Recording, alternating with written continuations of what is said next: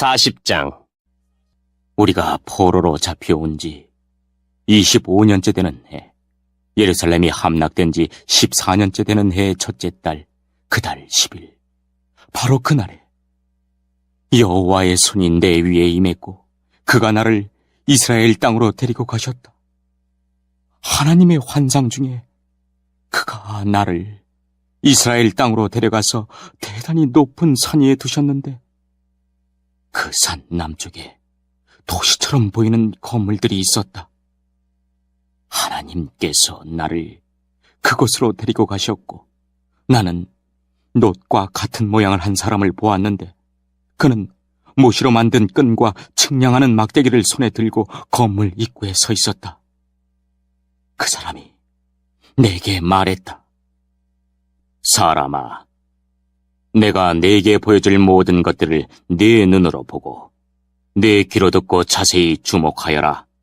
왜냐하면 그것이 바로 너를 여기로 데리고 온 이유이기 때문이다. 네가 보는 모든 것을 이스라엘 백성에게 말하여라. 나는 성전 지역을 완전히 둘러싸고 있는 담 하나를 보았다. 그 사람의 손에 있는 측량 막대기의 길이는 3.2m였고 그가 담을 재었더니 두께가 측량 막대기 하나 정도의 두께였고 높이도 측량 막대기 하나의 높이였다. 그리고 나서 그가 동쪽을 향해 있는 문으로 들어갔다.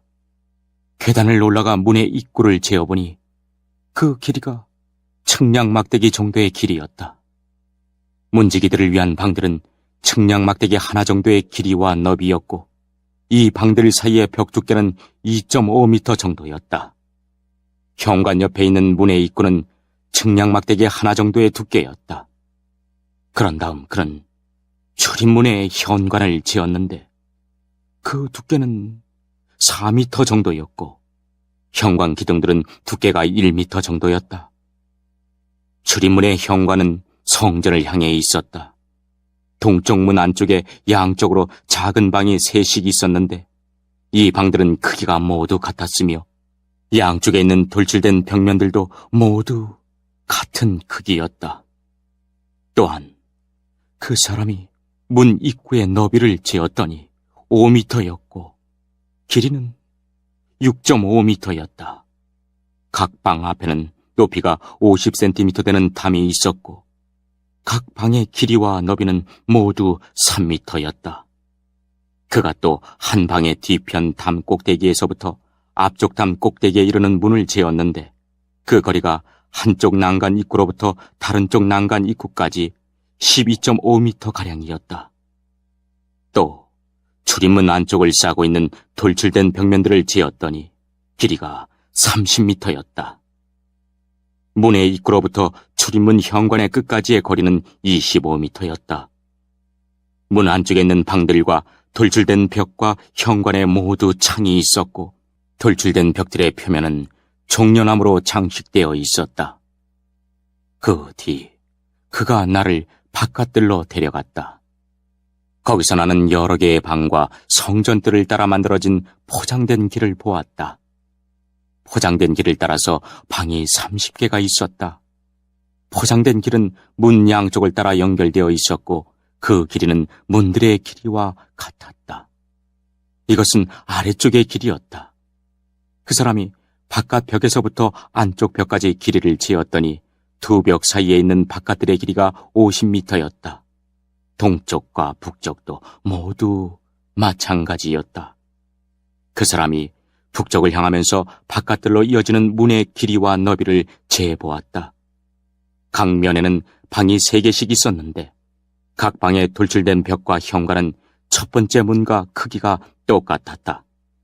길이가 25m였고 너비가 12.5m였다. 창문과 현관과 종려나무를 새긴 것도 동쪽 문의 것들과 크기가 같았다. 7계단을 오르면 문으로 들어갈 수 있으며 계단 맞은편에 현관이 있었다. 안뜰에도 동쪽 문처럼 북쪽 문 맞은편에 문 하나가 있었다. 그 사람이 앞문과 바깥문 사이의 거리를 재니 50m였다. 그 사람이 나를 데리고 남쪽으로 갔다.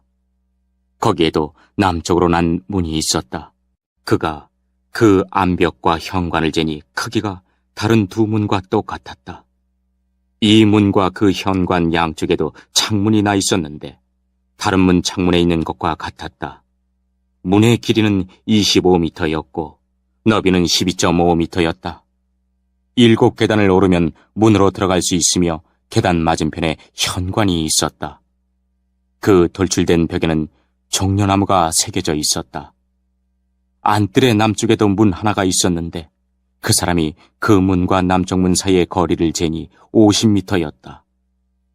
그 사람이 나를 데리고 남쪽 문을 지나 안뜰로 들어가더니 남쪽 문을 재었다. 그 크기가 다른 문들과 똑같았다. 문 안쪽의 방들과 돌출된 벽들과 현관의 크기가 다른 문들의 것과 같았다. 이 문과 그 현관 양쪽에도 창문이 나 있었다. 이 문의 길이는 25m였고 너비는 12.5m였다. 안쪽 문의 각 현관은 길이가 12.5m, 너비가 2.5m가 조금 못되었다. 그 문의 현관은 바깥들 쪽으로 나 있었고 그 돌출된 벽에는 종려나무가 새겨져 있었다. 그 문으로 들어가는 길에는 8계단이 있었다. 그 사람이 나를 데리고 동쪽으로 난 안뜰로 들어갔다. 그가 안쪽 동문을 재니 그 크기가 다른 문들과 똑같았다.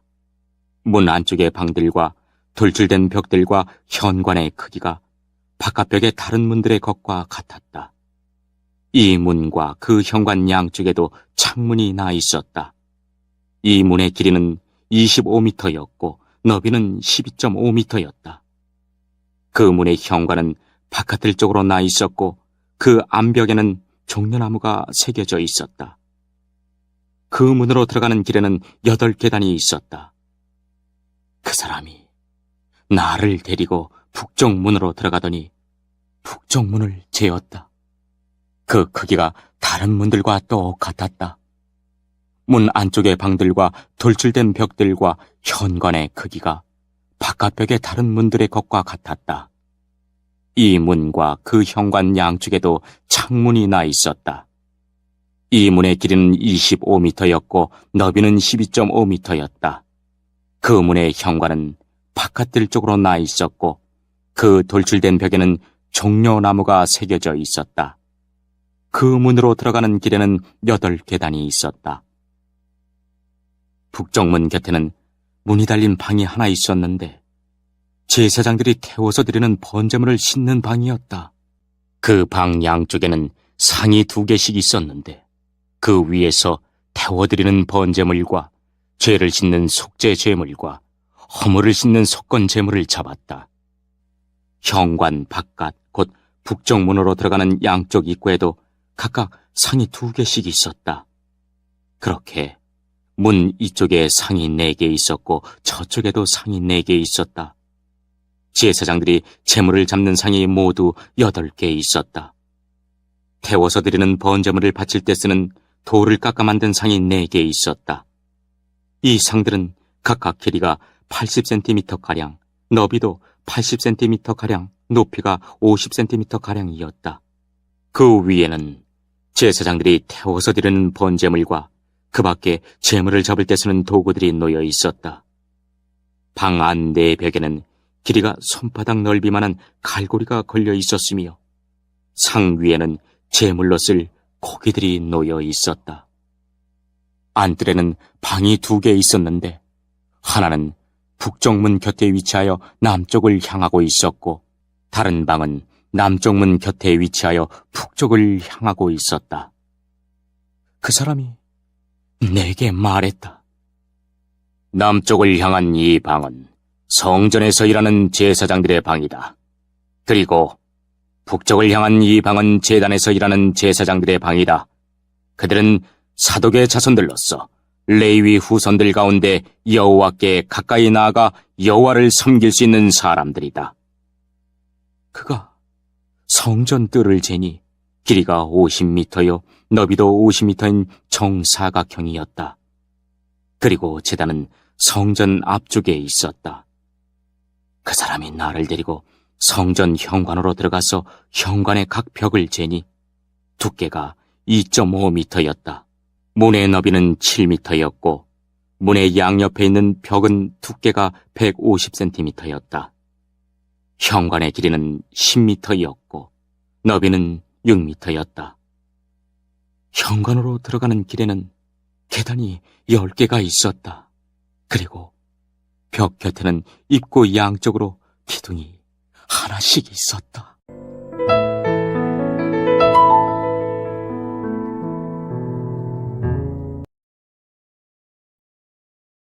(41장) 그 사람이 나를 데리고 바깥 성소로 가서 그 벽을 재니 두께가 양쪽 모두 3m였다.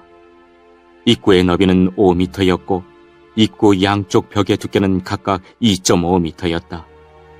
그가 바깥 성소를 지니 길이가 20m, 너비가 10m였다. 그 후에 그 사람이 안쪽 성소로 들어가 입구의 벽을 재니 그 두께가 1m였다. 입구의 너비는 3m였고 양쪽 편 돌출된 벽 두께는 3.5m가량 되었다. 그 사람이 안쪽 성소 끝에 있는 방을 재니 길이와 너비가 모두 10m였다.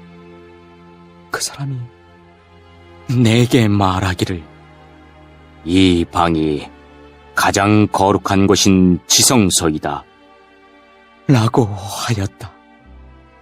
그 후에 그 사람이 성전 벽을 재었는데 두께가 3m였다. 성전의 3면 벽을 따라 나 있는 겹방들은 너비가 1.5m가량이었다. 그 겹방들은 방 위에 방이 있어서 3층을 이루고 있었고 층마다 방이 30개씩 있었다. 겹방들은 벽의 힘으로 지탱된 것이 아니라 벽에서 나온 선반의 힘으로 지탱되었다. 성전 둘레의 겹방들의 구조를 살펴보면 위층으로 올라갈수록 넓어졌다. 그리고 아래층에서 가운데층을 거쳐 꼭대기층으로 올라가는 계단이 있었다. 내가 보니 성전 둘레의 지대가 다른 곳보다 3m 더 높았는데 그것은 겹방들의 기초를 닦아 그렇게 된 것이다. 겹방의 바깥벽 두께는 2.5m였다. 성전 겹방들과 제사장의 방들 사이에는 넓은 공터가 있었는데 그 너비는 10m였고 성전을 돌아가며 나 있었다. 겹방의 문은 공터 쪽으로 나 있는데 한 문은 북쪽으로 다른 문은 남쪽으로 나 있었다. 성전 주위의 이 공터의 너비는 2.5m였다. 서쪽으로 성전뜰을 마주하고 있는 건물이 있는데 그 너비는 36m였고 벽의 두께는 모두 2.5m였고 건물의 길이는 45m였다.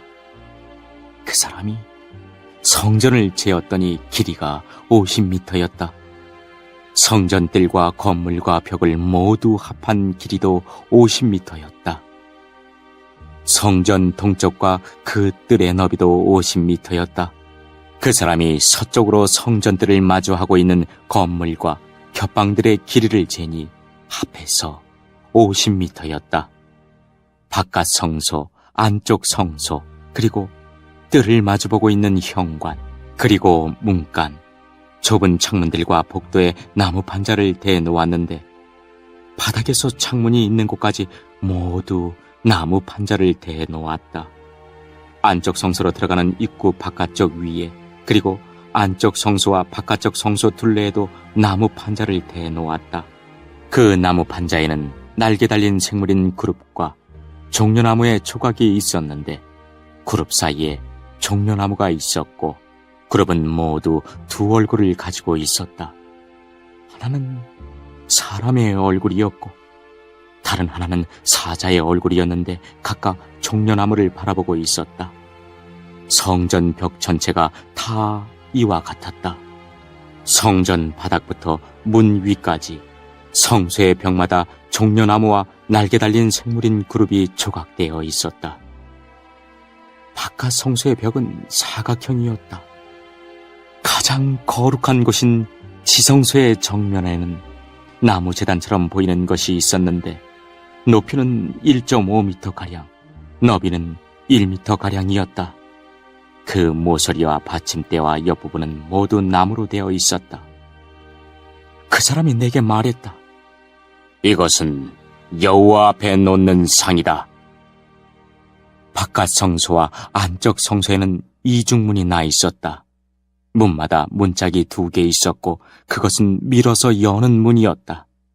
바깥 성소의 문에도 성전 벽에 새겨진 것과 같이 날개 달린 생물인 그룹과 종려나무 조각이 새겨져 있었다. 그리고 성전 현관 앞에는 나무 지붕이 있었다. 현관의 양쪽 벽에는 종려나무가 조각된 좁은 창문들이 있었고 성전 겹방들에도 돌출된 조각들이 있었다.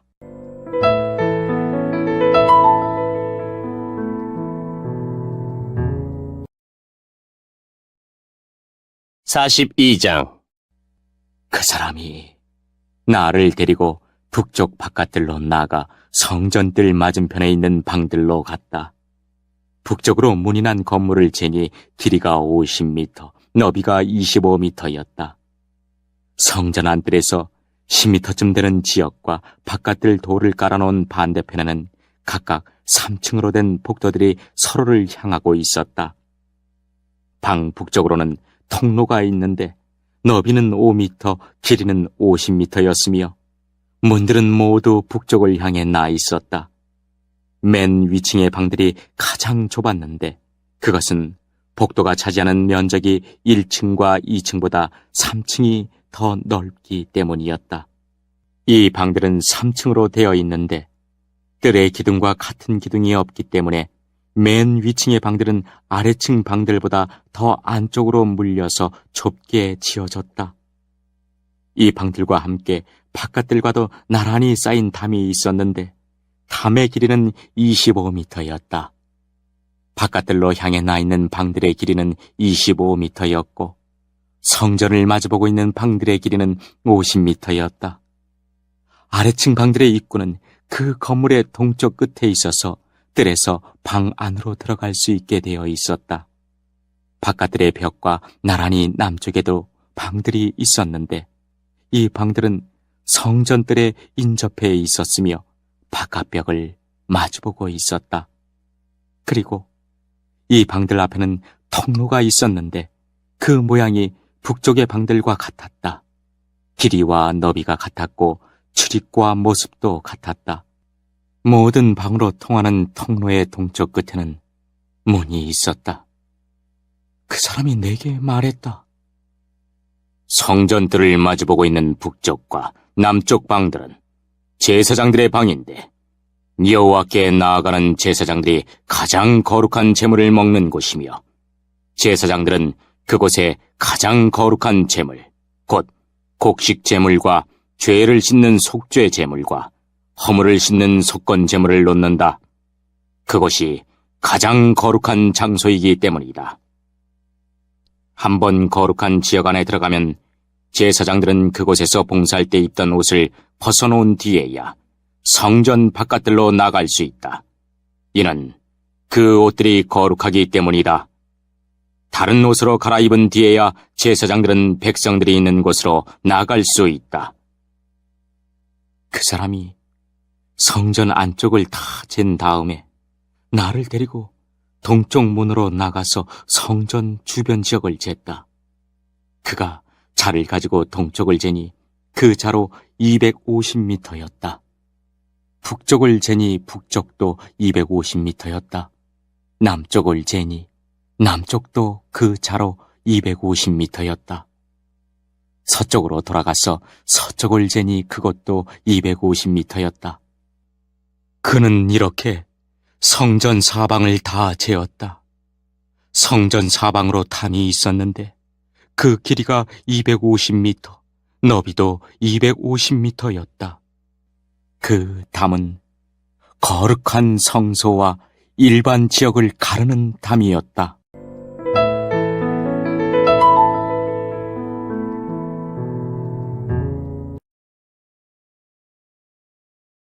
43장. 그 사람이 나를 데리고 동쪽 문으로 갔다. 내가 보니 이스라엘 하나님의 영광이 동쪽에서 오는데 하나님의 목소리가 마치 소리를 내며 흐르는 물소리 같았다. 땅이 하나님의 영광으로 환하게 빛났다. 내가 본 환상은 주님께서 예루살렘 성을 멸망시키러 오셨을 때 본 환상과 같았고 그발 강가에서 본 환상과도 같았다. 그래서 나는 얼굴을 아래로 떨구었다. 여호와의 영광이 동쪽 문을 거쳐 성전으로 들어갔다. 그때 여호와의 영이 나를 들어올려 안뜰로 데려갔는데 성전은 여호와의 영광으로 가득 차 있었다. 그 사람이 내 곁에 서 있을 때 성전 안에서 내게 말하는 소리가 들려왔다. 사람아, 이곳은 내 왕자요, 내 발을 두고 있는 곳이다. 내가 여기에서 이스라엘 사람들과 영원히 살 것이다. 이스라엘 백성이 다시는 내 거룩한 이름을 더럽히지 않을 것이다.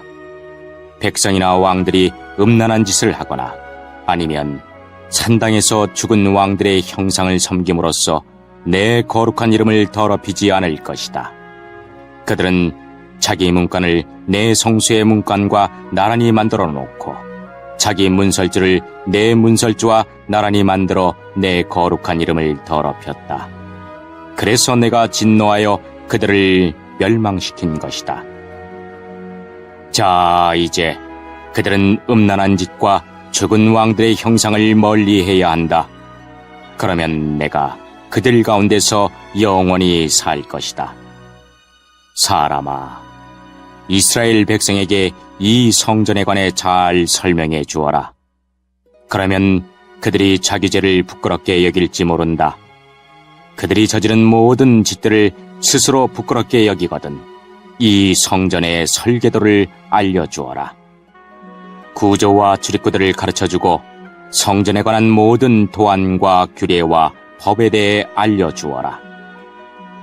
그들이 보는 앞에서 그것들을 적어서 그들이 성전의 법과 규례를 신실하게 따를 수 있게 하여라. 성전의 법은 다음과 같다.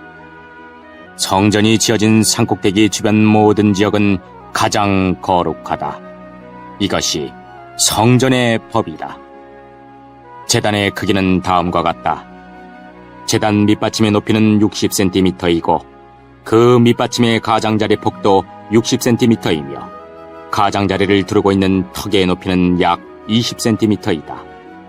밑받침 위에 있는 제단 아래층은 높이가 1m이고 그 가장자리 폭이 50cm이다. 그리고 중간층의 높이가 2m이며 그 가장자리 폭이 50cm이다. 이 번제단의 제일 위층은 높이가 2m이며 네 모서리에는 뿔 4개가 위로 솟아있다. 그리고 번제단 제일 위층은 가로 세로가 6m인 정사각형이다. 중간층도 가로 세로가 모두 7m인 정사각형이며 밑받침을 두르고 있는 턱의 폭은 25cm이고 그 턱의 받침폭은 50cm이다. 그리고 제단의 계단은 동쪽으로 향해 있다. 그때 그 사람이 내게 말했다. 사람아, 나 주 여호와가 말한다. 제단을 만들 때 태워드리는 제사인 번제와 피를 뿌리는 일에 대한 규정은 다음과 같다. 너는 레위 사람 중 사독 가문의 사람으로서 내게 가까이 나와 섬기는 제사장들에게 어린 수송아지 한 마리를 주어 죄를 씻는 속죄 제물로 삼게 하여라. 주 여호와의 말씀이다. 너는 송아지의 피를 가져다가 제단의 네 모서리와 위쪽 네 모서리와 둘레에 모두 발라서 제단을 깨끗이 하고 죄를 씻는 속죄제를 드려야 한다. 그런 뒤에 죄를 씻는 속죄 제물로 바친 송아지를 성소 바깥 성전 지역의 지정한 장소에서 태워라. 다음 날에는 흠없는 숫염소 한 마리를 바쳐서 죄를 씻는 속죄 제물로 삼아라. 수송아지로 제단을 깨끗이 했던 것처럼 제단을 깨끗이 해야 한다. 제단을 깨끗이 한 뒤에는 흠없는 어린 수송아지 한 마리와 양떼 가운데에서 흠없는 숫양 한 마리를 바쳐라. 네가 그것을 여호와 앞에 바칠 때 제사장들은 그 위에 소금을 뿌린 다음 여호와께 태워드리는 번제물로 바쳐야 한다. 너는 7일 동안 날마다 수염소를 들여 죄를 씻는 속죄 제물로 바쳐야 한다. 그리고 흠없는 수송아지와 양떼 가운데서 숫양을 준비해야 한다. 7일 동안 제단을 깨끗이 한 뒤에 제물을 드려라. 7일이 다 지나고 8일이 되면 제사장은 너희가 태워드리는 번제물과 화목제물을 바쳐야 한다. 그러면 내가 너희를 받아들일 것이다. 나 주 여호와의 말이다.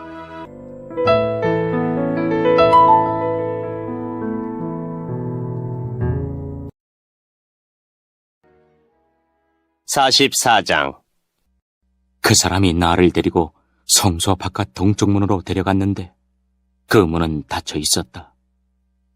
여호와께서 내게 말씀하셨다. 이 문은 닫아 놓아야 하며 열어서는 안 된다. 아무도 이 문으로 들어가서는 안 된다. 이스라엘 하나님 나 여호와가 이 문으로 들어왔기 때문에 이 문은 닫아두어야 한다. 오직 왕만 문 안에 앉아 여호와 앞에서 음식을 먹을 수 있다. 왕은 현관문으로 들어오고 반드시 그리로 나가야 한다. 그 후에 그 사람이 나를 데리고 바깥 북쪽 문을 지나 성전 앞으로 갔다. 그곳에서 내가 보니 여호와의 영광이 여호와의 성전에 가득 차 있었다. 그래서 나는 얼굴을 땅에 대고 엎드렸다. 여호와께서 내게 말씀하셨다.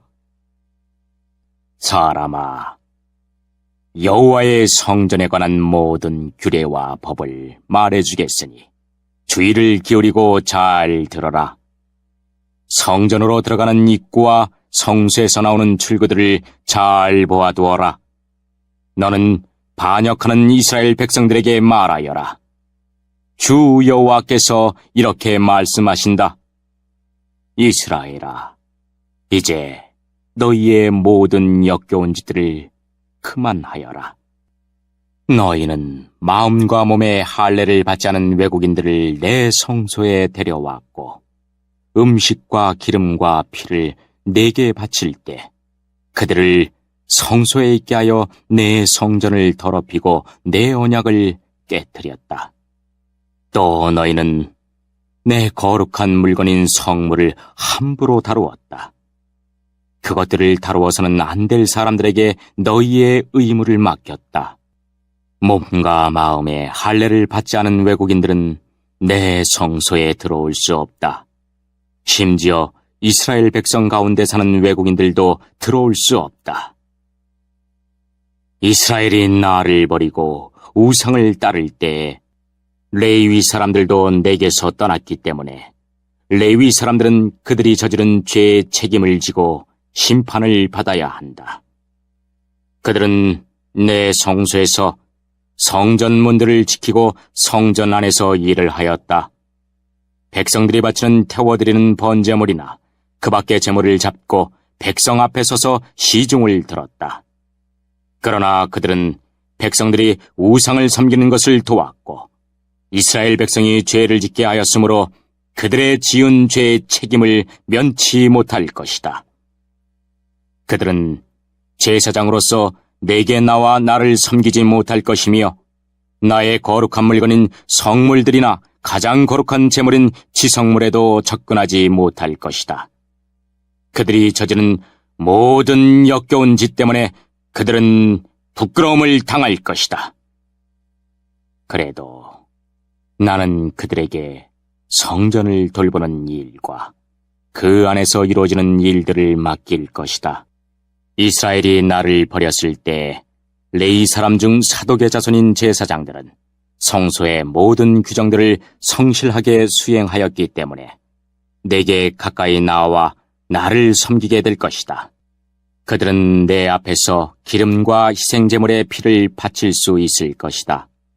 그들만이 내 성소에 들어올 수 있으며 그들만이 내 상에 가까이 와서 나를 섬기고 내가 맡긴 일들을 수행할 수 있을 것이다. 안뜰 문으로 들어올 때 제사장들은 반드시 모시옷을 입어야 한다. 안뜰 문이나 성전 안에서 주님을 섬길 때에는 양털옷을 입지 말아야 한다. 머리에는 모시관을 써야 하며 모시바지를 입어야 한다. 땀이 나는 것은 입지 말아야 한다. 그들이 백성들이 있는 바깥들로 나갈 때는 나를 섬길 때 입던 옷을 벗어서 구별된 방에 두고 다른 옷으로 갈아입고 나가야 한다. 그렇게 함으로써 옷 때문에 백성이 해를 당하지 않게 하여야 한다. 제사장들은 머리털을 완전히 밀어서도 안 되고 길게 자라게 해서도 안 된다. 머리털을 적당히 알맞게 깎아야 한다. 안뜰에 들어갈 때 포도주를 마셔서는 안 된다. 그들은 과부나 이혼한 여자와 결혼을 해서는 안 된다. 결혼을 하려면 이스라엘 백성 가운데서 처녀나 다른 제사장의 아내였다가 과부가 된 여자와 결혼할 수 있다. 제사장은 내 백성에게 거룩한 것과 그렇지 않은 것을 구별하는 방법을 가르쳐야 하며 부정한 것과 깨끗한 것을 구별하는 방법도 일러주어야 한다. 만일 사람들 사이에 다툼이 일어나면 제사장은 재판관이 되어야 한다.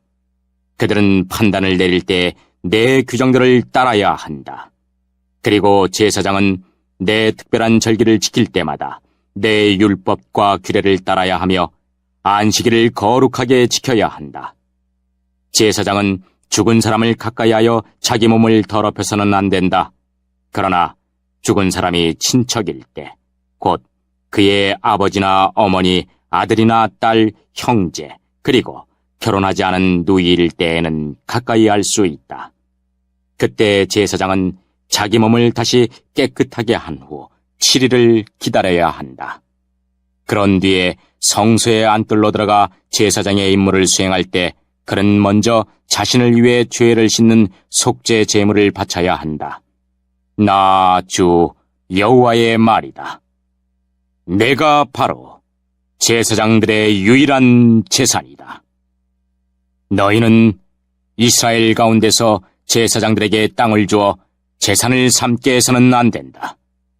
내가 그들의 재산이 될 것이다. 제사장은 곡식 제물과 죄를 씻는 속죄 제물과 허물을 씻는 속건 제물을 먹을 것이며 이스라엘이 바친 모든 것이 그들의 것이 될 것이다. 모든 첫 수확들 가운데서 가장 좋은 것과 너희가 바치는 특별한 예물들 가운데 가장 좋은 것은 제사장 몫이다. 또한 너희의 첫 밀가루를 제사장들에게 주면 내가 너희 가정에 복을 내릴 것이다. 제사장들은 새든지 짐승이든지 저절로 죽은 것을 먹어서는 안 된다. 또한 들 짐승들에 찢겨 죽은 것들은 무엇이든지 먹어서는 안 된다.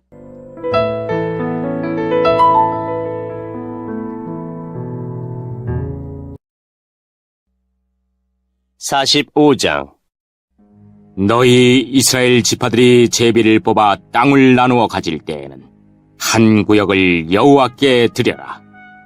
그 땅의 길이는 11km-가량이고 너비는 10km-가량이다. 너희는 이 지역 전체를 거룩하게 구별하여라. 그 가운데서 길이가 250m, 너비도 250m 되는 정사각형 땅은 성전이 들어설 자리이며 그 둘레의 사방으로 너비가 25m 되는 땅은 그대로 남겨두어라. 이 거룩한 구역 가운데서 길이가 11km, 너비가 5km 되는 땅을 따로 재어서 가장 거룩한 곳인 성소가 들어설 자리로 남겨두어라. 그 땅의 거룩한 구역은 성소에서 일을 하며 여호와를 섬기는 제사장들의 몫이다. 그곳은 제사장들이 살 집과 성소를 지을 곳이다. 또 길이가 11km, 너비가 5km 되는 다른 땅을 떼어 성전에서 섬기는 레위 사람들에게 주어 마을을 이루어 살게 하여라. 또 거룩한 구역 옆에 길이가 11km, 너비가 2.5km 되는 지역을 성에 딸린 땅으로 정하여 이스라엘 백성의 몫으로 삼아라. 이 거룩한 구역과 성의 양옆 땅은 왕의 몫이다. 왕의 몫은 거룩한 구역의 서쪽으로는 지중해까지 미치며 동쪽으로는 동쪽 국경까지 이르는 지역으로 그 길이는 각 지파가 차지할 땅의 길이와 같다. 이 땅을 이스라엘 안에서 왕이 차지하게 되면 왕들은 내 백성을 괴롭혀서는 안 된다. 그리고 왕들은 이스라엘 백성들이 각 지파들에게 나누어진 대로 땅을 소유하게 하여라. 너희 이스라엘의 지도자들아, 너희가 너무나 지나쳤다. 다시는 백성을 괴롭히거나 해치지 말고 정의롭고 옳게 행동하여라. 내 백성의 재산을 빼앗지 마라. 나 주 여호와의 말이다. 너희는 정확한 저울과 공평한 에바와 공평한 바트를 사용하여라. 마른 것을 재는 에바와 액체를 재는 바트는 그 용량이 같아야 한다. 1호멜은 10에바이며 10바트이다. 호멜은 양쪽에 표준이 되어야 한다. 1세겔은 20게라이고 1만에는 60세겔이다. 너희가 바쳐야 할 예물은 다음과 같다. 밀은 1호멜 수학의 6분의 1 에바를 바치고 보리도 1호멜 수학의 6분의 1 에바를 바쳐라. 기름은 1고루 수학의 10분의 1 바트를 바쳐라. 10바트는 1호멜이며 1고루이다. 또 이스라엘의 푸른 초장에서 자라는 양떼 200마리 가운데서 한 마리를 잡아라. 이런 것들은 백성들의 죄를 씻기 위해 드리는 곡식제물과 태워드리는 제물인 번제물과 화목제물을 바칠 때 사용하게 될 것이다. 나 주 여호와의 말이다. 이 땅의 모든 백성은 이 예물을 이스라엘 왕에게 주어라. 왕은 절기와 초하루 축제일과 안식일과 이스라엘의 모든 절기에 태워드리는 제물인 번제물과 곡식제물과 부어드리는 제물인 전제물을 바쳐라. 왕은 또 이스라엘의 죄를 씻기 위해 드리는 속죄 제물과 곡식제물과 화목제물을 바쳐야 한다. 첫째 달 초하루에는 흠없는 수송아지 한 마리를 잡아서 성소를 깨끗하게 하는 데 사용하여라. 제사장은 속죄 제물의 피를 가지고 성전 문설주와 제단 아래층의 네 모서리와 안뜰문의 문설주에 발라라. 그달 7일에도 우연히 죄를 지었거나 모르고 죄를 지은 사람을 위해서 그렇게 하여라. 너는 이러한 방식으로 성전을 위하여 죄를 깨끗이 하여야 한다. 첫째 달 14일에 유월절을 지켜라. 이때는 7일 동안 누룩 없는 빵을 먹어라. 그날의 왕은 자기와 이 땅 모든 백성을 위해 송아지 한 마리를 바쳐 죄를 씻는 속죄 제물로 삼아라. 절기 기간인 7일 동안 왕은 매일 흠없는 수송아지 7마리와 수양 7마리를 여호와께 태워드리는 제물인 번제물로 바쳐라. 그리고 매일 수염소 한 마리를 죄를 씻는 제물인 속죄 제물로 바쳐라. 또 왕은 수송아지 한 마리에 곡식제물 1에바, 수양 한 마리에도 곡식제물 1에바를 바쳐라. 그리고 곡식제물 1에바마다 올리브기름 1흰씩을 바쳐라. 일곱째 달 15일부터는 장막절을 지켜라. 이 절기에도 왕은 똑같이 7일 동안 속죄 제물과 번제물과 곡식제물과 올리브기름을 바쳐야 한다.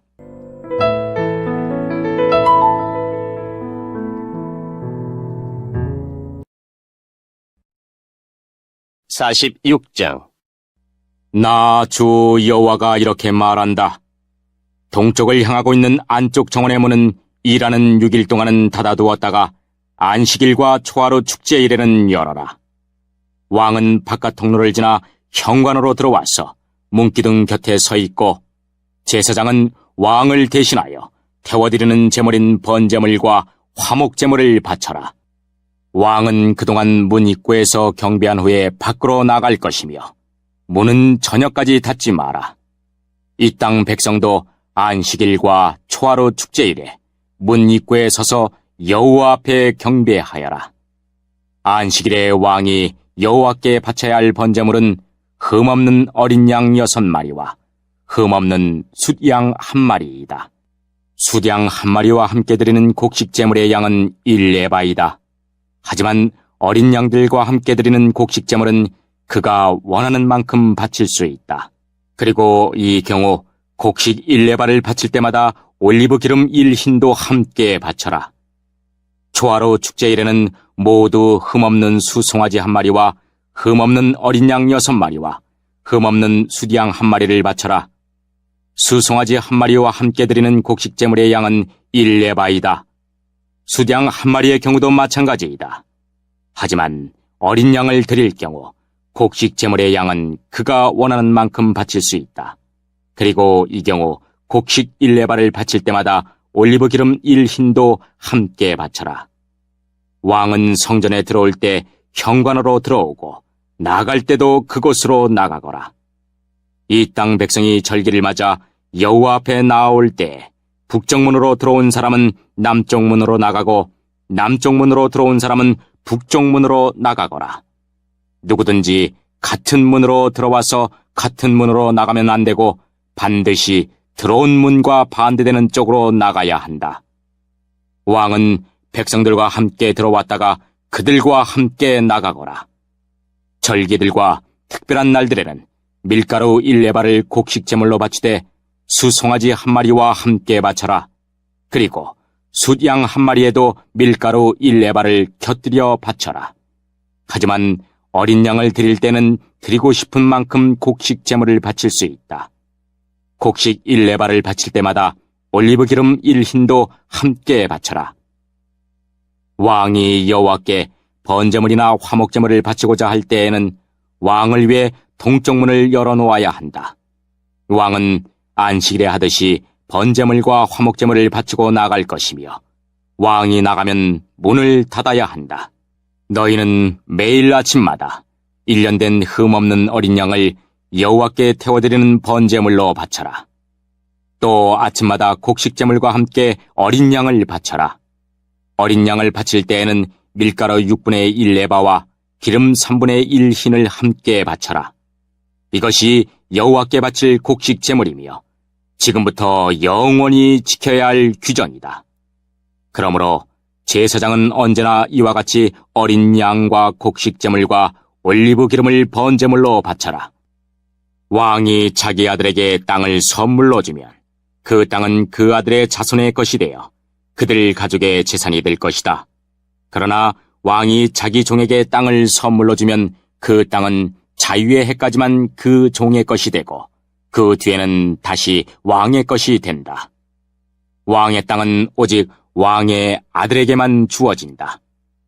왕은 백성의 땅을 빼앗고 그들을 쫓아내서는 안 된다. 왕이 자기 아들에게 땅을 줄 때에는 자기 땅 가운데서만 주어라. 그리하여 내 백성이 자기 땅에서 쫓겨나는 일이 없어야 한다.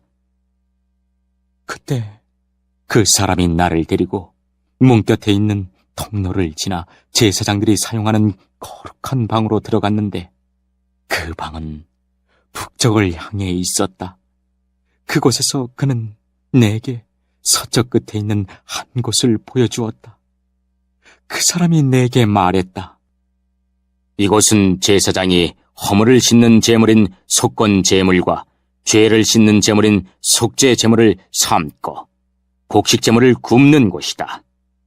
이곳에서 삶으면 제사장이 그 제물들을 바깥들로 가져나갈 필요가 없어지고 따라서 백성은 다치지 않게 된다. 그런 후에 그 사람은 나를 데리고 바깥들로 나가서 뜰 네모퉁이를 돌았다. 뜰 모퉁이마다 작은 뜰이 있었다. 뜰 네모퉁이에 작은 뜰들이 있었는데 그 뜰의 길이는 20m요, 너비는 15m였다. 모퉁이에 있는 네 뜰의 크기는 모두 같았다. 작은 네 뜰을 빙 둘러 돌담이 있었고 돌담 안에는 불을 지피는 부엌이 있었다. 그 사람이 내게 말했다. 이곳은 부엌이다. 성전 제사장들이 백성의 재물을 여기에서 삼는다.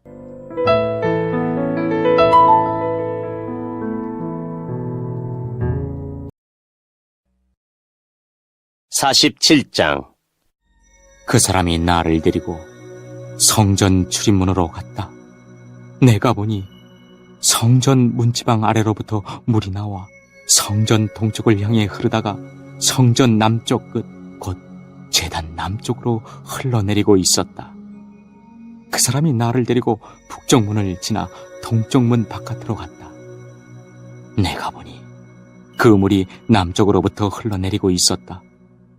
그 사람이 손에 줄자를 가지고 동쪽으로 가서 500m쯤 잰 뒤에 나를 이끌어 발목까지 차오르는 그 물을 건너게 했다. 그 사람이 또 500m쯤 되는 거리를 잰 뒤에 나를 이끌어 물을 건너게 했는데 물이 무릎까지 차올랐다. 다시 그가 또 500m쯤 되는 거리를 잰 뒤에 나를 이끌어 물을 건너게 했는데 이번에는 허리까지 물이 차올랐다.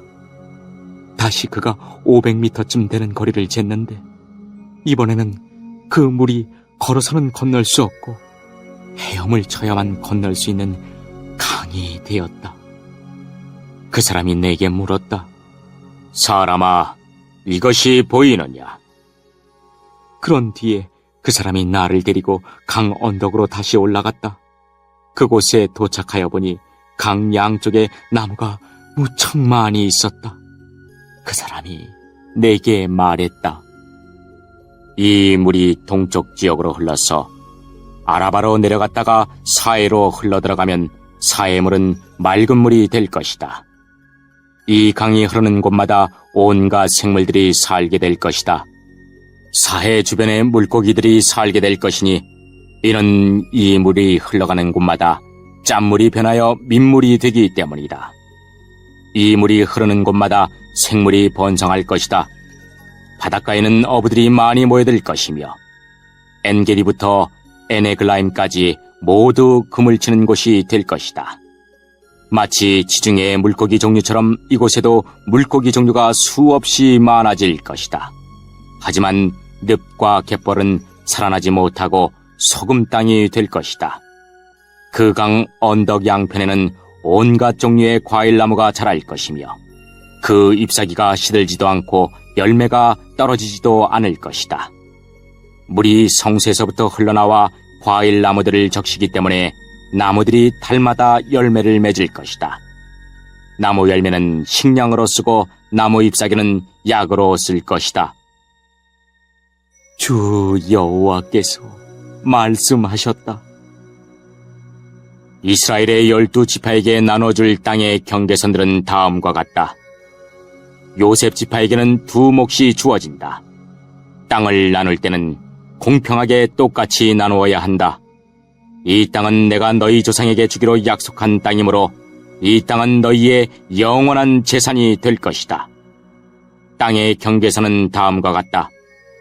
북쪽 경계선은 지중해에서부터 헤들론을 따라 하맛 어기를 지나 스닷을 거쳐 다마스커스와 하맛 지역 사이에 있는 브로다, 시브라임에 이르고 하우란 땅 경계에 있는 하셀하티고네까지 이른다.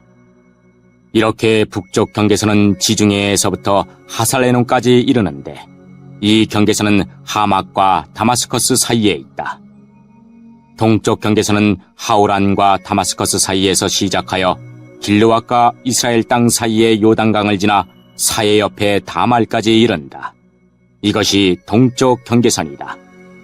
남쪽 경계선은 다말에서 시작하여 무리봇 가데스의 샘을 지나 이집트 시내를 거쳐 지중해에 이른다. 이것이 남쪽 경계선이다. 서쪽 경계선은 지중해가 경계선인데 하맛 어기 건너편까지이다. 이것이 서쪽 경계선이다. 그러므로 너희는 이 땅을 이스라엘 지파별로 나누어라. 너희가 이 땅을 나누어 재산으로 삼되 너희뿐 아니라 너희와 함께 사는 외국인들과 그들의 자녀들에게도 그 땅을 나누어 재산으로 삼게 하여라.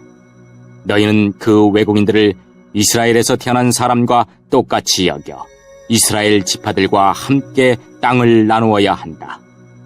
외국인이 어느 지파와 함께 살든지 상관없이 그들에게도 땅을 나누어 주어야 한다. 나 주 여호와의 말이라.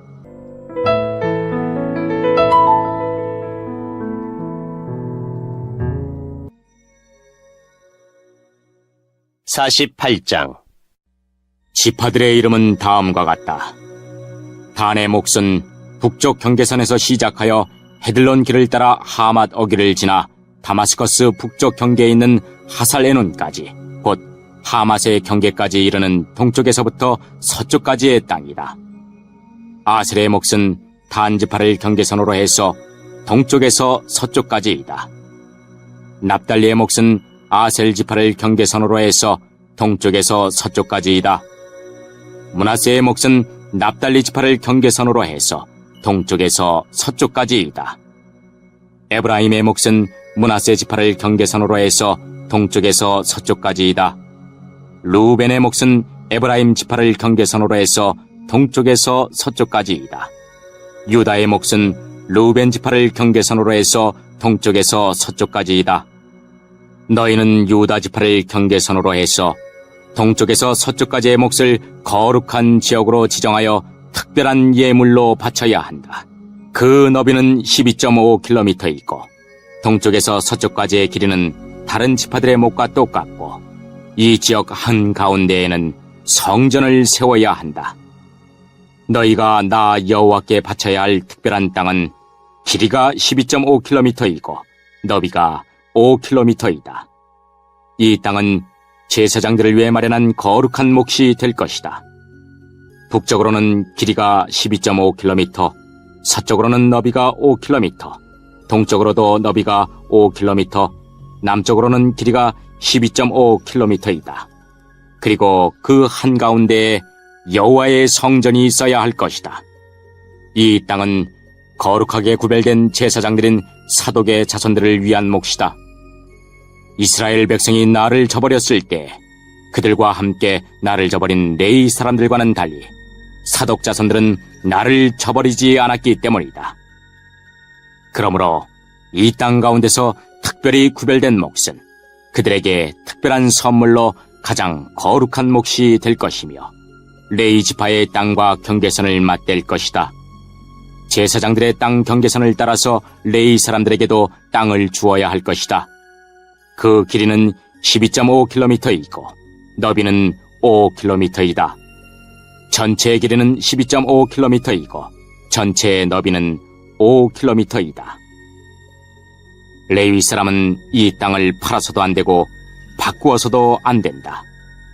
이 땅은 가장 좋은 땅이기 때문에 다른 사람들에게 넘겨서도 안 된다. 이 땅은 여호와께 거룩하게 구별된 땅이기 때문이다. 나머지 땅, 곧 너비가 2.5km가량이요 길이가 12.5km인 땅은 그 성의 일반적인 용도로 사용할 것이며 주로 집을 짓거나 목처지로 사용하게 될 것이다. 그리고 성은 땅 한가운데에 있어야 한다. 성의 크기는 다음과 같다. 북쪽의 길이는 2.25km가량, 남쪽의 길이도 2.25km가량, 동쪽의 길이도 2.25km가량, 서쪽의 길이도 2.25km가량이다. 목초지로 쓸 땅은 북쪽으로 125m가량, 남쪽으로도 125m가량, 동쪽으로도 125m가량, 서쪽으로도 125m가량이다. 거룩하게 구별한 땅과 붙어있는 나머지 땅은 동쪽으로 5km이고 서쪽으로도 5km이며 이 땅에서 생산되는 것들은 성에서 일하는 사람들의 양식으로 주어져야 한다. 그리고 성에 사는 사람들로서 이 땅을 일구는 사람들은 이스라엘의 모든 지파로부터 온 사람들이어야 한다. 이 전체 지역은 사방이 12.5km 되는 정사각형이다. 너희는 성에 딸린 땅과 함께 거룩한 땅을 주님께 드리는 특별한 선물로 바쳐야 한다. 거룩하게 구별한 땅의 양옆과 성에 딸린 땅의 양옆에 있는 나머지 땅은 왕의 몫이다. 그 땅은 거룩하게 구별한 땅 동쪽 옆으로 동쪽 경계선까지이며 서쪽 옆으로는 지중해까지이다. 두 지역의 길이는 지파들이 차지할 땅의 길이와 같다. 이 땅이 왕의 몫이다. 거룩한 땅과 성전 안의 성소가 그 땅의 한가운데에 있어야 한다.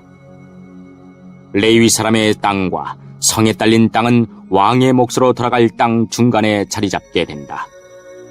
왕에게 속한 땅은 유다의 경계선과 베냐민의 경계선 사이에 있게 될 것이다. 나머지 지파들이 받을 땅은 다음과 같다. 베냐민의 몫은 동쪽에서부터 서쪽으로 지중해까지이다. 시므온의 몫은 베냐민 지파를 경계선으로 해서 동쪽에서 서쪽까지이다. 이사갈의 몫은 시므온 지파를 경계선으로 해서 동쪽에서 서쪽까지이다. 스불론의 몫은 이사갈 지파를 경계선으로 해서 동쪽에서 서쪽까지이다. 가스의 몫은 스불론 지파를 경계선으로 해서 동쪽에서 서쪽까지이다. 가스의 남쪽 경계선은 동쪽으로 사해 부근의 다말에서부터 무리바 가데스 셈까지 이르고 또 거기에서부터 이집트 시내들을 따라 지중해까지이다.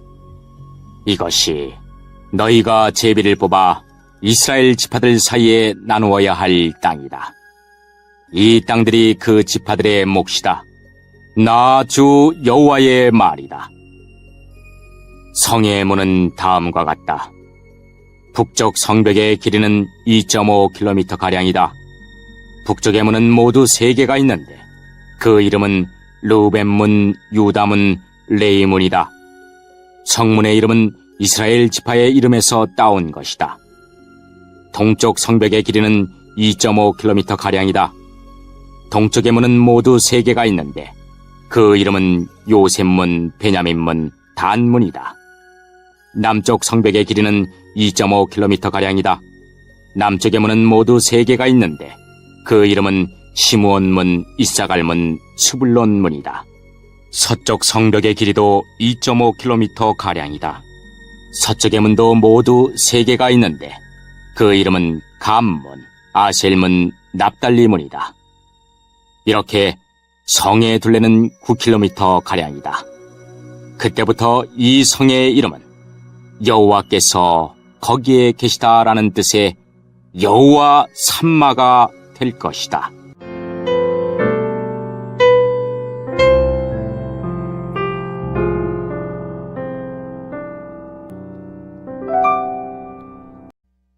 (27년) 첫째 달 초하루에 여호와께서 내게 말씀하셨다. 사람아, 바빌로니아 왕 느부갓네살이 군대를 일으켜 두로와 싸웠다. 치열한 전투를 벌여 머리가 깨지고 어깨가 벗겨지도록 싸웠으나 그들이 얻은 것은 아무것도 없었다. 그러므로 내가 이집트 땅을 바빌로니아 왕 느부갓네살에게 넘겨줄 것이다. 느부갓네살이 이집트의 재물들을 빼앗아갈 것이다. 그가 그 땅의 사람들과 재산을 자기 군대의 삭스로 삼아 빼앗아갈 것이다. 내가 이집트 땅을 느부갓네살에게 주었으니 그것은 그가 나를 위해 이집트를 물리친 것에 따른 보상이다. 나 주 여호와의 말이다. 그날에 내가 이스라엘 백성에게 한 뿔이 자라나게 하고 내가 그들 가운데 내 입을 열어 말하게 할 것이다. 그때 그들이 내가 주 여호와라는 것을 알게 될 것이다.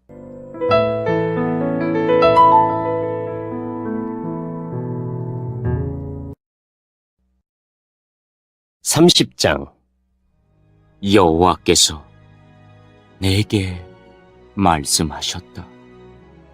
사람아, 예언하고 전하여라. 나 주 여호와가 이렇게 말한다. 소리내어 부르짖어 외쳐라. 아이고, 재앙의 날이 오고 있다. 그 날이 가까이 왔다. 여호와의 날이 가까이 왔으니 그날은 구름 가득한 날이며 온 세상에 닥칠 재앙의 날이다. 칼이 이집트를 칠 것이며 에티오피아가 두려워 떨 것이다. 이집트의 시체가 널려있고 그들의 재물을 빼앗길 때 나라의 기초가 허물어질 것이다. 에티오피아, 리비아, 리디아, 아라비아, 굽과 함께 모든 동맹국의 백성들이 죽고 이집트도 칼에 맞아 쓰러질 것이다. 이집트의 동맹국들이 무너질 것이며 이집트가 자랑하던 세력이 꺾일 것이다. 북쪽 믹돌에서부터 남쪽 아스완에 이르기까지 이집트 백성이 칼에 찔려 죽을 것이다. 나 주 여호와의 말이다. 그 땅은 황폐한 나라들 중에서도 가장 황폐할 것이며 이집트의 성들은 폐허로 변할 것이다. 내가 이집트에 불을 질러 이집트의 동맹국들까지도 망하게 할 것이다. 그때 그들이 내가 여호와라는 것을 알게 될 것이다. 그날에 내가 특사들을 에티오피아로 보내어 그들을 놀라게 할 것이다. 왜냐하면 그들은 스스로 안전하다고 생각하는 자들이기 때문이다. 이집트가 재앙을 당할 때 에티오피아 백성들이 두려워 떨 것이다. 그런 날이 반드시 올 것이다. 내가 바빌로니아 왕 느부갓네살을 보내어 이집트의 수많은 백성을 없애버릴 것이다. 그와 그의 군대는 세상에서 가장 잔인한 군대이다. 그들이 이 땅을 짓밟으러 올 것이다. 칼을 뽑아 이집트를 칠 것이며 시체들이 온 나라를 덮을 것이다. 내가 나일강의 물줄기를 마르게 하고 그 땅을 악한 백성에게 팔 것이다. 외국인들의 손을 빌려 그 땅과 그 안에 있는 모든 것을 없애버릴 것이다. 나 여호와의 말이다. 주 여호와께서 이렇게 말씀하셨다. 내가 우상들을 없애버리고 높성의 우상들을 헐어버릴 것이다. 다시는 이집트에서 왕이 나오지 못하게 하고 온 땅을 공포에 몰아넣을 것이다. 내가 이집트 남부의 바드로스 땅을 황무지로 만들 것이다. 소안 지방에 불을 지르고 노지역을 칠 것이다. 내 분노를 이집트의 요셉 펠루시움에 쏟아붓고 노지역에 사는 수많은 사람들을 없애버릴 것이다. 내가 이집트에 불을 지를 것이니 펠루시움이 크게 괴로워할 것이다. 노예 성벽이 뚫릴 것이며 높은 대낮에 적군의 침략을 당할 것이다. 헬리오폴리스와 부바스티스의 젊은이들이 칼에 맞아 죽을 것이며 백성들은 포로로 끌려갈 것이다. 내가 이집트의 권세를 꺾을 때 드함느에서는 대낮에도 캄캄해질 것이다. 구름이 이집트를 덮을 것이며 이집트의 딸들은 포로로 끌려갈 것이다. 이처럼 내가 이집트를 심판할 것이니 그때 그들은 내가 여호와라는 것을 알게 될 것이다. 11년 첫째 달 7일에 유다 왕 여호야긴이 사로잡혀간 지 37년째 되던 해, 곧 에윌무로닥이 바빌로니아 왕이 된 해 12월 27일에 에윌무로닥이 여호야긴을 감옥에서 풀어주었습니다. 에윌무로닥은 여호야긴에게 친절하게 대하면서 바빌론에 와 있던 다른 왕들의 자리보다 더 높은 자리를 주었습니다. 그리하여 여호야긴은 죄수가 입는 옷을 벗었습니다. 그는 죽기 전까지 왕의 상에서 왕과 함께 먹었습니다. 왕은 여호야긴이 살아있는 동안에 날마다 그에게 용돈을 주었습니다.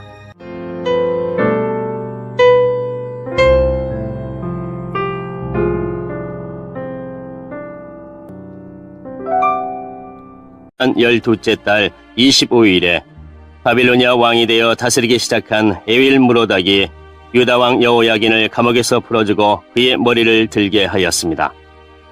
바빌로니아 왕은 그를 친절하게 대해주었습니다. 그리고 그의 자리를 바빌로니아에 있는 다른 왕들의 자리보다 더 높여주었습니다.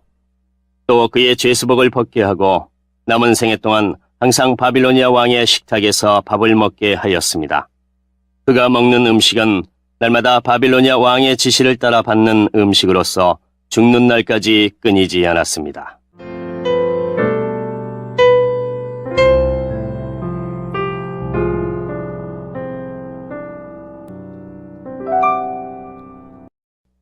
(13장) 이것은 아모스의 아들 이사야가 바빌론에 관해 받은 경고의 말씀입니다. 산 위에 깃발을 세우고 소리를 높여 군사를 불러라. 손을 흔들어 바빌론 왕국을 공격할 것이라는 신호를 보내어라. 내가 거룩히 구별한 나의 용사들에게 명령을 내려 나의 진노를 쏟으라고 하였다. 그들은 내 뜻을 따르는 것을 기뻐하고 즐거워하였다. 산에서 나는 큰 소리를 들어보아라. 많은 나라의 민족들이 모여서 떠드는 소리이다. 만군의 여호와께서 많은 나라의 군사들을 불러 전투 준비를 하게 하신다. 이 군대는 먼 땅, 지평선 저 너머에서 온다. 여호와께서 자신의 진노를 무기로 삼아 온 땅을 멸망시키실 것이다. 울어라! 여호와의 심판의 날이 가까이 왔다. 전능하신 하나님께서 뜻밖의 재앙을 일으키신다. 그러므로 사람들의 손은 두려움에 떨고 모든 인간의 마음은 겁에 질릴 것이다. 사람마다 겁에 질려 고통과 괴로움에 사로잡힐 것이다.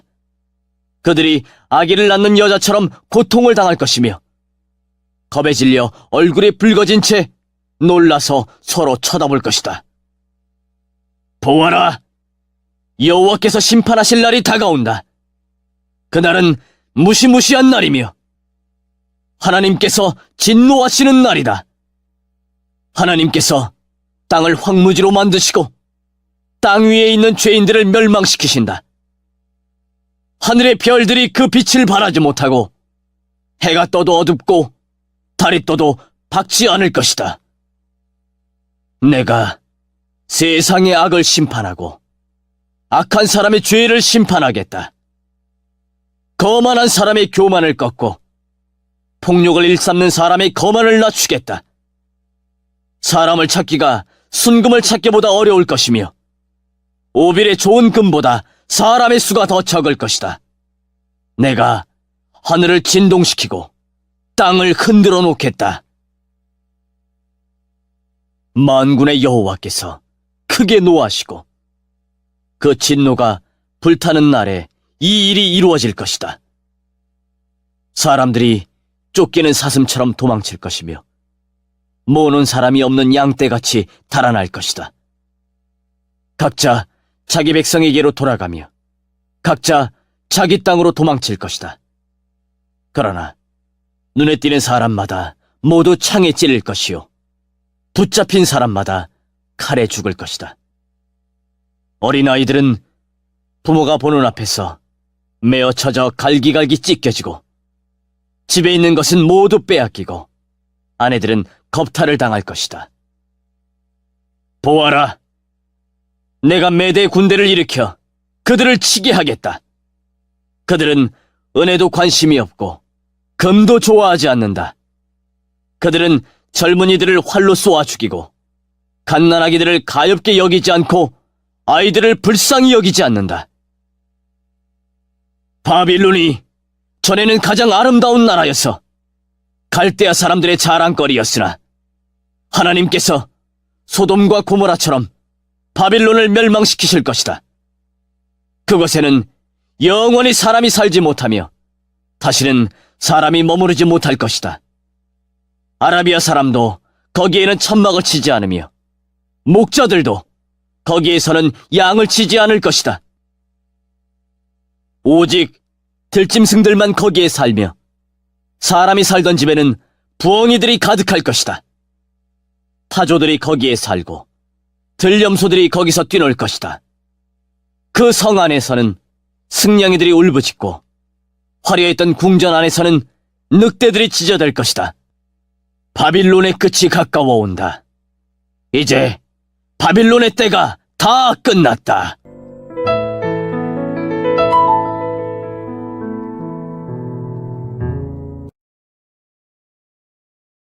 (14장) 여호와께서 야곱 백성을 불쌍히 여기시고 이스라엘을 다시 선택하셔서 그들을 고향에서 살게 하실 것이다. 그때에 외국 백성도 이스라엘 사람들에게 와서 야곱 백성과 하나가 될 것이다. 여러 민족이 이스라엘 사람을 고향으로 데려다 줄 것이며 이스라엘 백성은 여호와의 땅에서 그들을 남종과 여종으로 삼을 것이다. 옛날에는 이스라엘 사람이 그들에게 사로잡혀 갔으나 이제는 그들을 사로잡고 자기들을 압제하던 자들을 다스릴 것이다. 여호와께서 힘든 일로 슬퍼하고 고생하는 이스라엘 사람을 쉬게 하실 것이다. 그들이 다시는 종으로 일하게 되지 않을 것이다. 그날이 오면 이스라엘은 바빌로니아 왕을 가리켜 이렇게 노래할 것이다. 우리를 억누르던 무자비한 왕이 죽어버렸네. 다시는 다스리지 못하게 되었네. 여호와께서 악한 통치자들의 홀을 꺾으시고 압제자들의 권력을 빼앗아 가셨네. 바빌로니아 왕이 노하여 민족들을 쳐부수고 끊임없이 백성들을 치고 나라들에게 화를 내며 몹쓸 짓을 하더니 이제 온 땅이 편히 쉬며 평화를 누리게 되었네. 모든 백성이 기뻐하며 노래를 시작하네. 바빌로니아 왕의 일로 소나무들도 기뻐하고 레바논의 백향목들도 즐거워하네. 나무들이 말하기를 드디어 바빌로니아 왕이 쓰러졌다. 이제는 아무도 우리를 찍지 못한다라고 했다네. 내가 온다 하니 지하 죽음의 세계가 너를 맞으려고 들떠있다. 땅 위의 지도자들이었던 죽은 영혼들마저 너를 맞으려고 깨어난다. 민족의 통치자들이었던 죽은 왕들이 보좌에서 일어나 너를 맞이한다. 이 모든 지도자들이 너를 비웃으며 너도 우리처럼 힘을 잃었구나, 우리와 똑같이 되었구나라고 말한다. 내 영광이 죽음의 세계로 떨어지고 내 비파 소리도 함께 떨어진다. 구더기들이 내 밑에 침대처럼 깔리고 지렁이들이 내 몸을 이불처럼 덮는다. 아침의 아들, 오 새벽별이여, 내가 하늘에서 떨어졌구나. 옛날에는 세계 모든 민족이 내 앞에서 엎드려 절하더니 이제는 내가 땅바닥에 나뒹굴고 말았구나. 너는 마음속으로 내가 하늘로 올라가 내 보좌를 하나님의 별들보다 더 높은 곳에 두겠다. 또 내가 신들의 거룩한 산 위에 자리를 잡고 앉겠다. 구름 꼭대기까지 올라가 가장 높으신 하나님과 같아지겠다라고 하더니 이제 너는 무덤 속으로 죽음의 세계 밑바닥으로 떨어졌구나. 너를 보는 사람마다 너를 자세히 살피며 생각에 잠길 것이다. 그들이 말하기를 이 사람이 온 땅에 두려움을 몰고 왔던 그 사람인가? 나라들을 뒤흔들던 그 사람인가? 세계를 황무지로 바꾸어 놓고 성들을 멸망시키며 사람들을 포로로 사로잡아 고향으로 돌려보내지 않았던 바로 그 사람인가? 할 것이다. 모든 민족들의 왕들이 전부 영광스럽게 묻혔고 왕마다 모두 제 무덤에 묻혔지만 너는 내 무덤에서 내어 쫓길 것이다. 더러운 오물처럼 너는 내던져지고 말 것이다. 칼에 찔려 죽은 사람들의 시체가 내 몸을 뒤덮고 사람들이 구덩이 밑바닥으로 너를 내던지니 너의 시체를 사람들이 짓밟을 것이다. 내가 내 나라를 폐허로 만들었고 내 백성을 죽였으므로 너는 다른 사람들처럼 묻히지 못할 것이다. 너는 악인의 후손이기 때문에 다시는 아무도 내 이름을 부르지 않을 것이다. 그의 자손을 죽일 준비를 하여라. 그들의 조상이 죄를 지었으므로 그들도 죽여라. 그들이 다시는 땅을 차지하지 못할 것이며 다시는 땅 위에 성을 쌓지 못할 것이다. 만군의 여호와께서 이렇게 말씀하셨다. 내가 그 백성을 치겠다. 바빌론의 이름과 그 남은 자들을 지워버리고 그들의 자손까지도 멸망시키겠다. 여호와의 말씀이다. 내가 바빌론을 고슴도치의 소굴이 되게 하고 물웅덩이로 만들며 멸망의 빗자루 21장. 이것은 바빌로니아에 관한 경고의 말씀입니다. 광야에서부터 재앙이 불어닥친다. 네게부에서 불어오는 바람처럼 무서운 땅에서 올라오고 있다. 내가 끔찍한 계시를 받았다.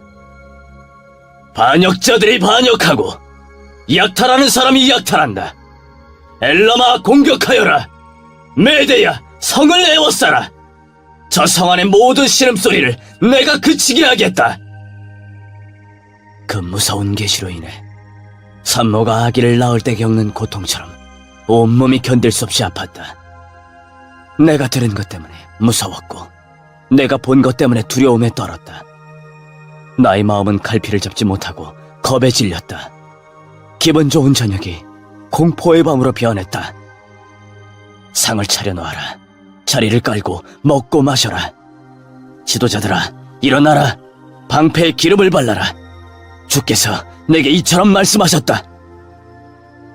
너는 가서 파수꾼을 세워 그에게 본대로 보고하라고 하여라. 전차나 기마병을 보거나 나귀 탄자나 낙타 탄자를 보거든 주의 깊게 살피라고 하여라. 파수꾼이 사신과 같이 외쳤다. 주여! 저는 날마다 밤낮으로 망대 위로 올라가 지키고 있습니다. 보십시오! 저기 사람이 전차를 타고 기마병과 함께 옵니다!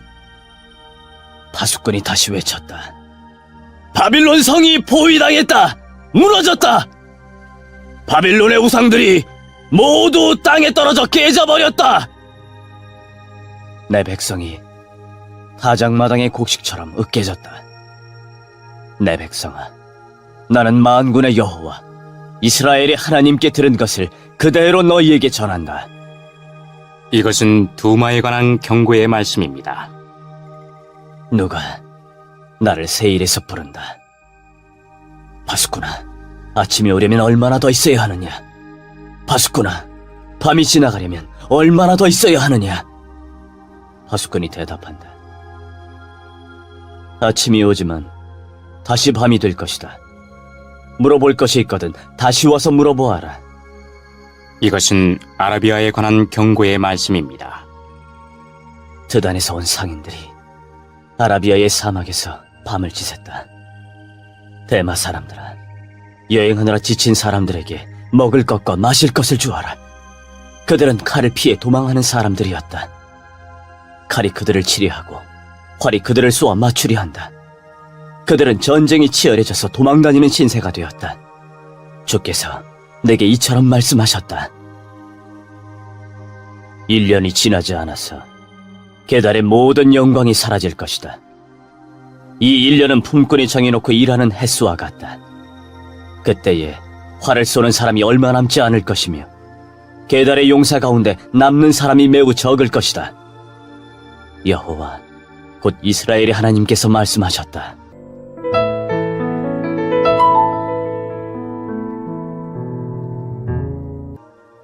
(33장) 남을 망하게 하고도 아직 망하지 않은 사람에게 재앙이 닥칠 것이다. 반역을 하고도 아직 배반당하지 않은 사람에게 재앙이 닥칠 것이다. 남을 망하게 하던 일을 그치면 남들이 너를 망하게 할 것이고, 남을 반역하던 일을 그치면 남들이 너를 배반할 것이다. 여호와여, 우리에게 은혜를 베풀어 주소서. 우리가 주의 도움을 기다립니다. 아침마다 우리에게 힘을 주시고 어려운 일을 당할 때에 구원해 주소서. 주의 힘찬 소리를 듣고 사람들이 두려움에 빠져 달아나며 크신 여호와를 보고 민족들이 흩어집니다. 황충 떼가 모이는 것처럼 너희들의 전리품이 모일 것이며 메뚜기 떼가 달려들듯이 너희들의 재산을 빼앗아 가져갈 것이다. 여호와는 위대하시다. 여호와는 높은 곳에 계시며 시온을 정의와 공평으로 채우신다. 여호와는 너의 피난처이시다. 주께는 구원과 지혜와 지식이 가득하다. 주를 경외하는 것이 가장 큰 보물이다. 보아라, 용사들이 거리에서 울부짖고 평화의 사자들이 쓰라리게 통곡한다. 길마다 황량하게 변하고 거리를 다니는 사람이 하나도 없다. 사람들이 맺은 언약을 깨뜨리고 도시들은 모두 버려졌다. 아무도 다른 사람을 존경하지 않는다. 이 땅이 아파서 죽어간다. 레바논이 부끄러움을 당하며 죽어간다. 샤론 평야는 사막처럼 메말랐고 바산과 갈멜의 나무들도 죽어간다. 여호와께서 말씀하신다. 이제는 내가 일어나 스스로 높아지겠다. 이제 내 영광을 사람들에게 나타내겠다. 너희가 헛된 일을 한다. 겨우와 지푸라기 같이 아무 쓸모없는 것을 생산할 뿐이다. 너희 호흡이 불처럼 너희를 태워버릴 것이다. 백성들이 불에 타서 석회가 되고 마른 가시덤불처럼 불에 쉽게 타버릴 것이다. 먼 곳에 있는 백성아, 내가 한 일을 들어라. 가까운 곳에 있는 백성아, 나의 능력을 깨달아라. 시온의 죄인들이 두려움에 떨고 하나님을 떠난 사람들이 겁에 질려 있다. 그들이 말하기를, 우리 가운데 누가 이 멸망의 불에서 살아남을 수 있을까? 우리 가운데 누가 이 영원히 꺼지지 않는 불을 견뎌낼 수 있을까라고 한다. 의로운 일을 하고 정직하게 말하는 사람, 부정한 돈은 받지 않고 뇌물을 거절하는 사람, 살인자의 나쁜 계획에 귀를 막고 악한 일은 보는 것조차 하지 않으려고 눈을 감는 사람, 이런 사람은 안전한 곳에 거할 것이다. 높고 굳건한 바위 요새가 그들의 피난처가 되며 빵이 부족하지 않고 물이 떨어지지 않게 될 것이다. 너희 눈이 영광의 왕을 볼 것이며 끝없이 펼쳐진 땅을 볼 것이다. 내가 옛적 두려웠던 일을 생각하며 세물하던 자가 어디론가 가고 없고 무게를 재던 자도 이제는 없고 망대들을 세던 사람도 없어졌구나라고 할 것이다. 내가 저 교만한 외국인들을 다시는 보지 않게 될 것이다. 알아듣지도 못할 그들의 말을 다시는 듣지 않게 될 것이다. 우리의 절기를 지키는 성 시온을 보아라. 너의 눈은 아름다운 안식처인 예루살렘을 볼 것이다. 예루살렘은 영원히 움직이지 않을 장막이다. 그 모든 말뚝이 절대로 뽑히지 않을 것이며 그 모든 밧줄이 절대로 끊기지 않을 것이다. 거기에서 여호와께서 우리의 전능하신 분이 되시니 마치 그 땅은 시내와 넓은 강이 흐르는 곳과 같다. 그 강으로는 적군의 배가 다니지 못하고 적군의 큰 배가 뜨지 못한다. 왜냐하면 여호와께서는 우리의 재판관이시자 입법자이시며 우리의 왕이시기 때문이다. 그분이 우리를 돌보며 구원해 주실 것이다. 너희 적국의 뱃사람들아 들어라. 너희 배의 밧줄이 느슨하여 돛대를 바로 세우지 못하고 돛을 넓게 펴지 못할 것이다. 여호와께서 너희가 가진 재산을 우리에게 나누어 주실 것이다. 심지어 다리를 저는 사람들까지 자기 몫이 있을 것이다. 예루살렘에 사는 사람은 아무도 내가 병들었다라고 말하지 않을 것이니 여호와께서 그들의 죄를 용서해 주실 것이기 때문이다.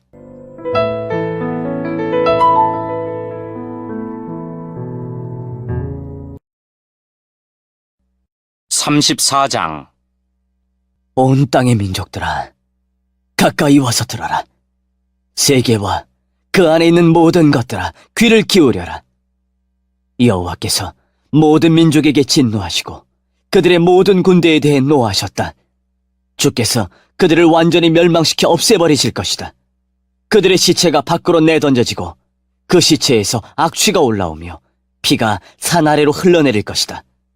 하늘에 있는 모든 것이 녹아 없어지고 하늘이 두루마리처럼 말릴 것이다. 포도나무 잎과 무화과나무 열매가 시들어 떨어지듯이 하늘에 있는 모든 것이 떨어질 것이다. 하늘에서 여호와의 칼이 피로 물들었으니 보아라, 이제 그 칼이 에돔 위에 내려올 것이다. 이 백성은 여호와의 심판으로 멸망하게 될 것이다. 여호와의 칼이 피에 젖고 기름으로 뒤덮일 것이다. 어린 양과 염소의 피에 젖고 순양의 콩팥 기름으로 뒤덮일 것이다. 왜냐하면 여호와께서 보스라에서 희생제물을 잡으셨고 에돔 땅에서 큰 사륙을 행하셨기 때문이다. 스스로 강하다고 믿는 사람들도 소가 쓰러져 죽는 것처럼 죽을 것이다. 땅이 피로 물들고 흙이 기름으로 덮일 것이다. 여호와께서 심판의 날, 곧 시온을 괴롭힌 사람들의 죗값을 치르는 해를 정하셨다. 에돔의 강들이 유황으로 변하고 그 땅이 불타는 역청으로 변할 것이다. 불이 밤낮으로 타오르고 연기가 끊임없이 치솟을 것이다. 대대로 에돔이 황무지로 변하여 더 이상 그 땅으로 지나는 사람이 없을 것이다. 그 땅이 부엉이와 올빼미의 소굴로 변하고 까마귀의 집으로 변할 것이다. 하나님이 그 땅을 황무지로 만드셔서 그 땅에 아무것도 남지 않을 것이다. 다스릴 사람을 찾아도 다스릴 사람이 없겠고 지도자도 모두 사라지고 없을 것이다. 요새가 있던 자리에 가시나무가 자라고 튼튼한 성이 있던 자리에 야생동물이 자랄 것이다. 이리가 그곳을 자기 굴로 삼고 타조가 그곳에서 살 것이다. 살쾡이들이 하이에나와 만나고 들염소들이 서로를 부를 것이다. 밤에 활동하는 짐승들이 쉴 자리를 찾을 것이다. 부엉이가 집을 지어 알을 낳고 알이 깨면 자기 그늘로 덮어줄 것이다. 또한 솔개들도 자기 짝과 함께 모일 것이다. 여호와의 책을 찾아서 읽어보아라. 이 짐승들 가운데 하나도 빠진 것이 없겠고 그 짝이 없는 짐승도 없을 것이다. 하나님께서 그것들을 모으겠다고 친히 말씀하셨고 하나님의 영이 그것들을 모으셨다. 하나님께서 그 짐승들에게 땅을 나누어 주시고 짐승들이 그 땅을 차지하게 경계를 정해 주셨다. 그 짐승들이 그 땅을 영원히 차지할 것이며 대대로 그 땅에서 살 것이다.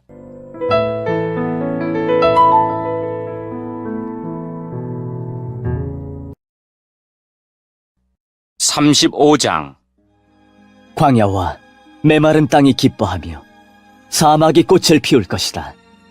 사막이 풍성한 꽃들과 함께 기뻐 외치며 즐거워할 것이다. 레바논의 숲처럼 갈멜의 산과 샤론의 평야처럼 아름다울 것이다. 모든 사람이 여호와의 영광을 보며 우리 하나님의 광채를 볼 것이다.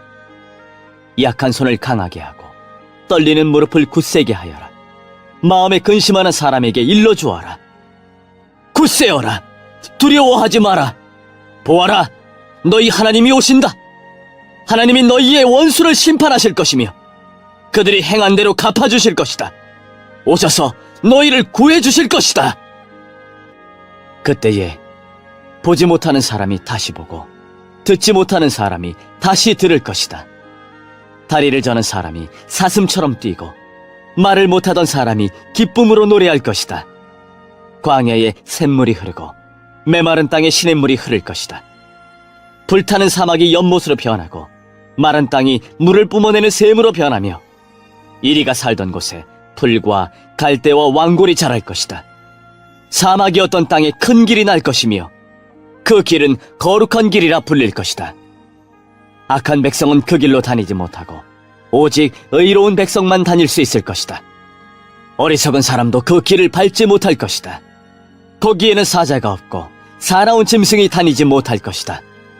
그 길에서 그런 짐승은 찾아보지 못할 것이다. 그 길로는 오직 하나님이 구원하신 백성만 다닐 것이다. 여호와께서 자유를 주신 백성이 시온에 돌아와 영원한 기쁨의 노래를 부를 것이다. 슬픔과 고통은 멀리 사라지고 즐거움과 행복이 넘칠 것이다.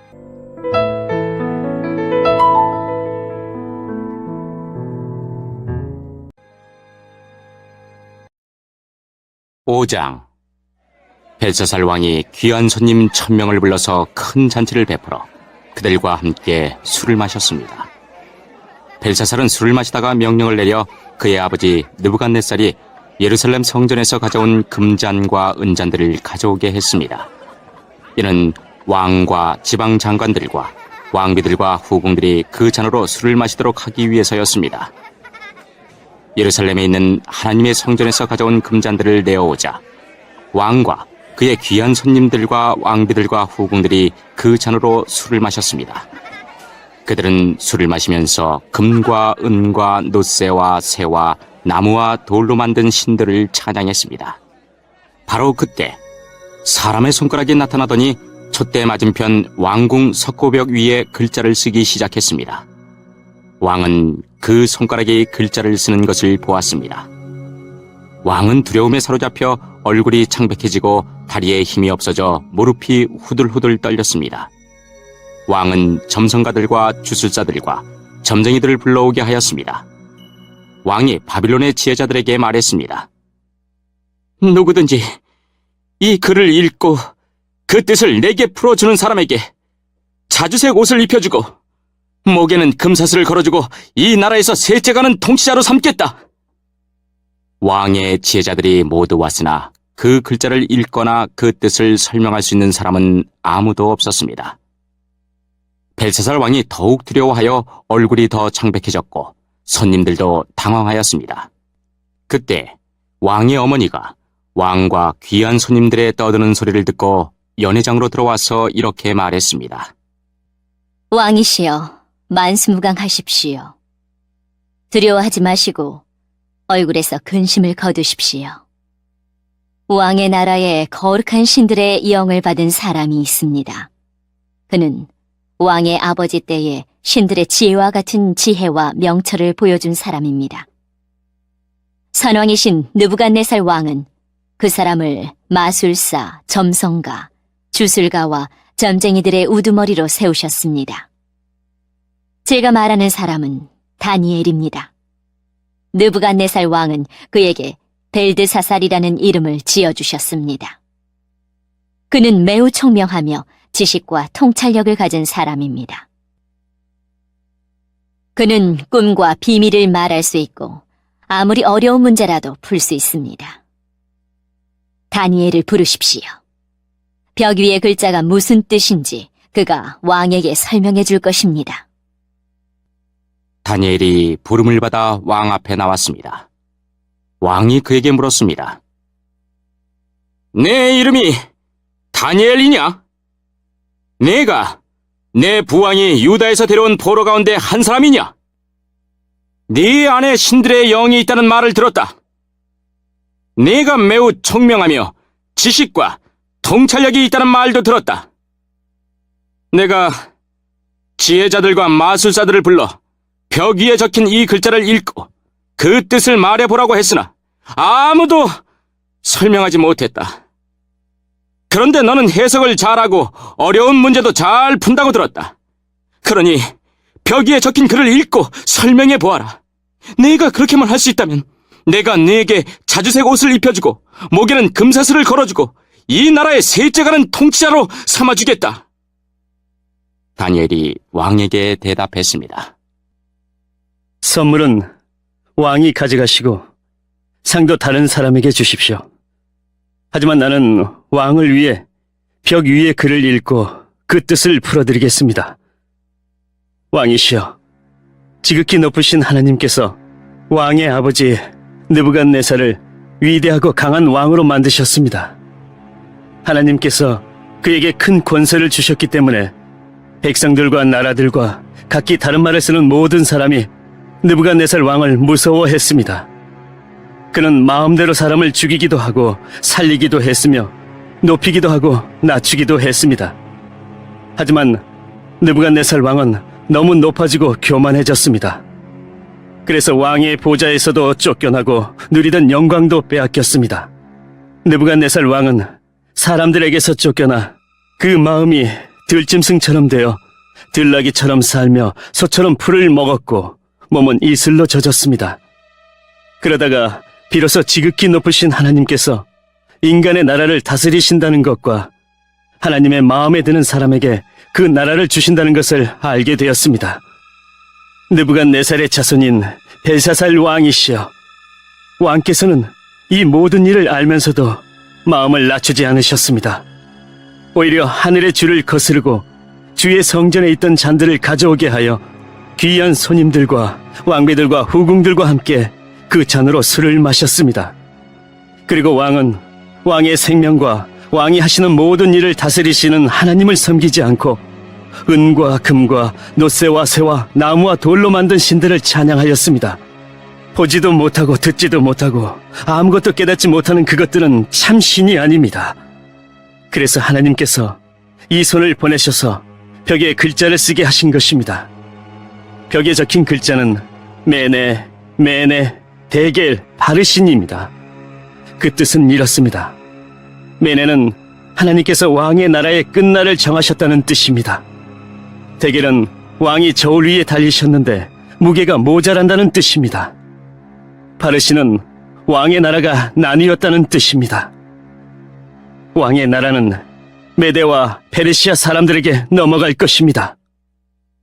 이에 벨사살이 명령을 내려 다니엘에게 자주색 옷을 입히고 금사슬을 목에 걸어주고 그를 나라의 셋째가는 통치자로 세웠습니다.